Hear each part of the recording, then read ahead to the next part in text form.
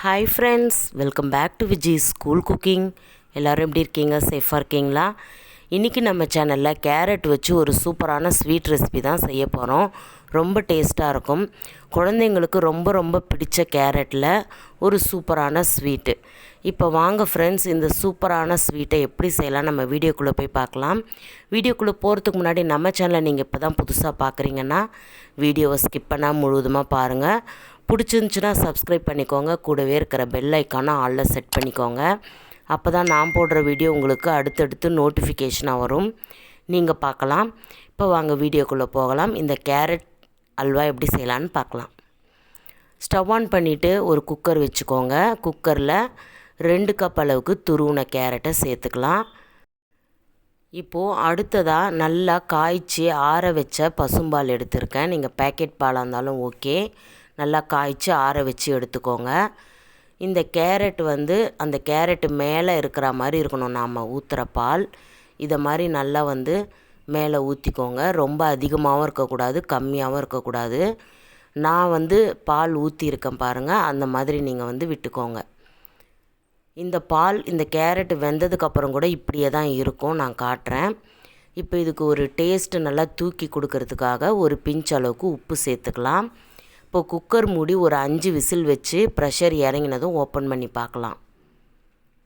இப்போ பார்த்திங்கன்னா தெரியும், நாம் பால் எப்படி ஊற்றினோமோ அப்படியே தான் இருக்குது.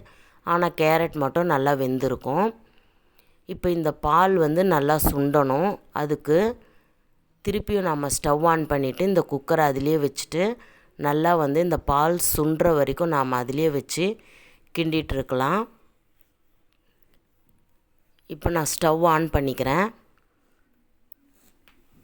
இப்போ குக்கரும் அப்படியே இருக்கட்டும். இப்போ நம்ம நல்லா ஒரு கரண்டி வச்சுட்டு நல்லா மசிச்சு கொடுத்து மிக்ஸ் பண்ணலாம். இது ரொம்ப நேரம் ஆகாது. நல்லா ஹை ஃப்ளேமில் வச்சுட்டு ஒரு 5லேருந்து ஒரு 7 நிமிஷம் வரைக்கும் நீங்கள் நல்லா குக் பண்ணுங்கள். இப்போ நல்லா ஹை ஃப்ளேமில் வச்சுட்டு நான் குக் பண்ண போகிறேன். நல்லா இதை மாதிரி கரண்டியில் லைட்டாக இப்படி மசிச்சு விட்டு கூட நீங்கள் கிளறி கொடுத்துட்டே இருங்க. இப்போ பார்த்திங்கன்னா பால் நல்லா கொதிக்க ஆரம்பிச்சிடுச்சு.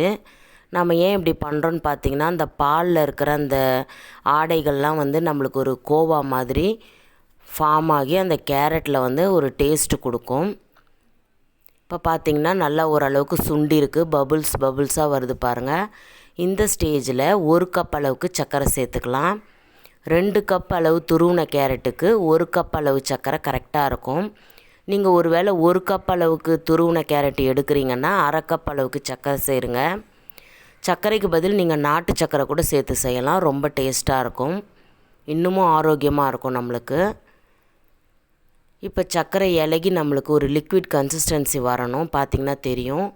இப்போ இந்த ஸ்டேஜில் நாம் இதை இறக்கி வச்சுட்டு ஒரு கடாய் மாற்றிக்கலாம். கடாயில் முந்திரி திராட்சை வறுத்துட்டு அதுக்கப்புறம் இதுலேயே நாம் சேர்த்து மிக்ஸ் பண்ண போகிறோம். இப்போ கடாய் ஹீட் ஆனதும் ஒரு 2 ஸ்பூன் அளவுக்கு நெய் சேர்த்துக்கலாம். இந்த கரண்டியில் தான் நான் நெய் சேர்த்துருக்கேன். இது ஒரு டேபிள் ஸ்பூன் அளவு கரெக்டாக இருக்கும். நான் 2 டேபிள் ஸ்பூன் அளவுக்கு நெய் சேர்த்துட்டேன். நெய் நல்லா ஹீட் ஆனதும் ஒரு 10லேருந்து 12 முந்திரி சேர்த்துக்கோங்க. உலர்ந்த திராட்சை சேர்த்துக்கோங்க. இன்னும் உங்களுக்கு என்னென்ன நட்ஸு பிடிக்குமோ நீங்கள் சேர்த்துக்கலாம். பாதாம், பிஸ்தா, இதை மாதிரி உங்களுக்கு எந்த நட்ஸு பிடிச்சாலும் நீங்கள் சேர்த்துக்கலாம். இப்போ இது நல்லா பொன்னிறமாக வருந்ததும் நாம் எடுத்து வச்சுருந்த அந்த கேரட்டை இதில் சேர்த்துட்டு நல்லா மிக்ஸ் பண்ணலாம். இப்போ நல்லா மிக்ஸ் பண்ணிகிட்டே இருங்க. நல்லா அந்த நெய்யோடு இந்த கேரட் நல்லா மிக்ஸ் ஆகணும். நல்லா மிங்கிள் ஆகி நம்மளுக்கு டேஸ்ட்டு கொடுக்கும். அப்போ தான் நல்லா டேஸ்ட்டாக இருக்கும். அடுத்ததாக பார்த்திங்கன்னா 2 ஸ்பூன் அளவுக்கு பால் பவுடர் சேர்க்கலாம். இந்த பால் பவுடர் சேர்க்கறது ரொம்ப ரொம்ப முக்கியமான ஒரு இன்க்ரீடியன்ஸ் இது. இதை நீங்கள் ஸ்கிப் பண்ணாதீங்க. பால் பவுடர் சேர்த்து செய்யும்போது தான் நம்மளுக்கு அந்த பேக்கரி டேஸ்ட்டில் கிடைக்கிற அந்த கேரட் அல்வா நம்மளுக்கு கிடைக்கும். ஸோ பால் பவுடரை ஸ்கிப் பண்ணாதீங்க. சப்போஸ் உங்கள்கிட்ட பால் பவுடர் இல்லைன்னா நீங்கள் இன்னொரு கப்பு கூட திக்கான பால் சேர்த்துக்கலாம்.